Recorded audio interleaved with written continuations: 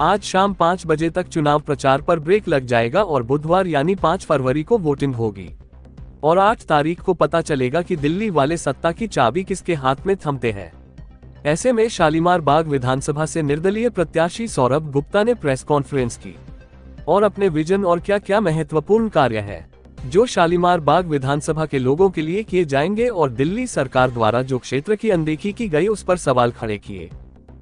नमस्कार, मेरा नाम सौरभ गुप्ता है। मैं हैदरपुर निवासी हूँ। शालीमार बाग से पिछले 10-12 सालों से आम आदमी पार्टी से जुड़ा रहा हूँ और बड़े पदों पर रहा हूँ आम आदमी पार्टी के। और मेरा निर्दलीय चुनाव लड़ने का सिर्फ एक यही रीज़न था कि पिछले 2-2.5 सालों से पार्टी ने यहाँ के कार्यकर्ताओं की जो नाराज़गी एक पैदा करवाई है, उनके रीजंस यहाँ के जो सिटिंग एमएलए है और उनके पतिदेव हैं। तो मैं आप सभी लोगों से एक अपील करना चाहूँगा कि आने वाली 5 तारीख को मेरा चुनाव चिन्ह है क्रिकेट का स्टंप्स। ये युवा एक चुनाव चिन्ह मुझे मिला है युवा साथियों की तरफ से। तो बैलेट नंबर है 9। आप सभी से आग्रह है कि आने वाली 5 तारीख को ज़्यादा से ज़्यादा मतों से 9 नंबर बटन दबाएं ताकि हम शालीमार बाग को एक नए बदलाव, एक नए रूप में हम इसमें काम कर सकें। देखिए, शालीमार बाग के अपने लोकल बहुत सारे मुद्दे हैं। हमारे यहाँ पे 4 गांव में 11 स्लम्स आते हैं, कुछ कॉलोनियाँ हैं और RWS जितनी भी हैं कोठियों की या फ्लैटों की, वो कहीं ना कहीं काम करवा लेती हैं अपने सोर्सेज के थ्रू। जो यहाँ के गांव हैं, कॉलोनियाँ, हमारे यहाँ मिडे कॉलोनी है, बहुत ऐतिहासिक कॉलोनी है, झुग्गियाँ हैं, वहाँ पे काम नहीं हो पाते। तो वहाँ के वोटरों को जागरूक कर रहे हैं, ज़्यादा वोट डलवा रहे हैं ताकि हम उनके काम वहाँ ज़रूर करा सकेंगे। इस बार आम आदमी पार्टी ने जिन कैंडिडेट को उतारा है, पब्लिक के बीच में उनकी एक नाराज़गी रही है क्योंकि 2 साल पहले उन्होंने अपने ही एक ऑफिस बेरर को निर्दलीय चुनाव लड़वाया था पार्टी के खिलाफ। तो अगर वो पार्टी विरोधी गतिविधियों में रह के दोबारा से पार्टी के सिंबल पर लड़ सकते हैं तो हम तो अपना हक मांग रहे हैं ना, हम अपने हक के लिए लड़ रहे हैं।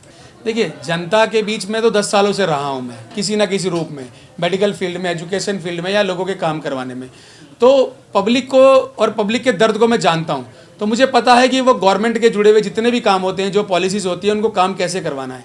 तो वो मेरे लिए बहुत ईजी हो जाएगा काम करवाना अगर मैं यहाँ चुन के आता हूँ, क्योंकि मैं बाय प्रोफेशनल मैकेनिकल इंजीनियर हूँ, पढ़ा लिखा हूँ, युवा चेहरा हूँ। तो सभी जितने युवा साथी हैं उनको पता है कि सौरभ गुप्ता हमारे बीच में आज तक रह के जितने भी काम है वो सब करवाता आया है, वो आगे भी करवाएगा।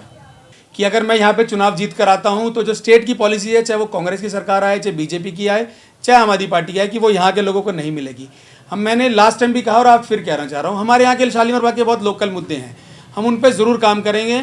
और अगर आपके आशीर्वाद से हम लोग जीत कर आते हैं तो वो लोकल मुद्दे हमारे पास बहुत इजी हैं काम कराने में, तो हम ज़रूर काम कराएंगे। मतलब बड़े बड़े मंत्री, बड़े बड़े नेता, अभिनेता सब लोग यहाँ पर आ रहे हैं। हर दूसरे दिन यहाँ पे किसी प्रदेश का मुख्यमंत्री या मंत्री आ रहा है, सेम एज इन कांग्रेस के बड़े बड़े चेहरे यहाँ पर आ रहे हैं, झाड़ू के बड़े बड़े चेहरे आ रहे हैं। तो मेरे लिए बड़े गर्व की बात थी कि मेरे ऑफिस के बाहर, मेरा चुनाव कार्यालय के बाहर से ही हमारे देश के गृह मंत्री की रैली निकली।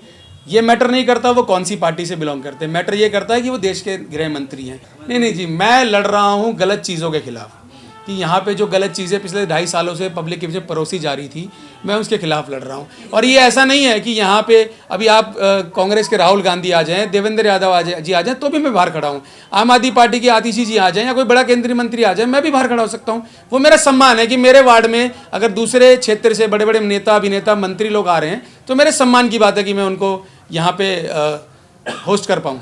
और युवाओं से जुड़े हुए कई चीज़ों में मैं जुड़ा रहता हूँ। तो ये गारंटीड है कि यहाँ पे खेल का ग्राउंड भी नहीं है हमारे पास। आप समझ सकते हैं कि खेल का ग्राउंड भी नहीं है जहाँ पे युवा साथी जाके खेल सके, बच्चे खेल सके। तो उन चीज़ें हैं, सामुदायिक भवन नहीं है, अच्छी सड़कें नहीं हैं, तो वो सारी चीज़ें हम ज़रूर करेंगे। ताज़ा तरीन खबरों को जानने के लिए अभी टाइप करें दिव्य दिल्ली न्यूज़। नीचे दिए गए सब्सक्राइब बटन को दबाएं और नोटिफिकेशन के लिए दिए गए बेल आइकन को क्लिक करें। हमारे वीडियोस को लाइक, शेयर और कमेंट करना ना भूलें।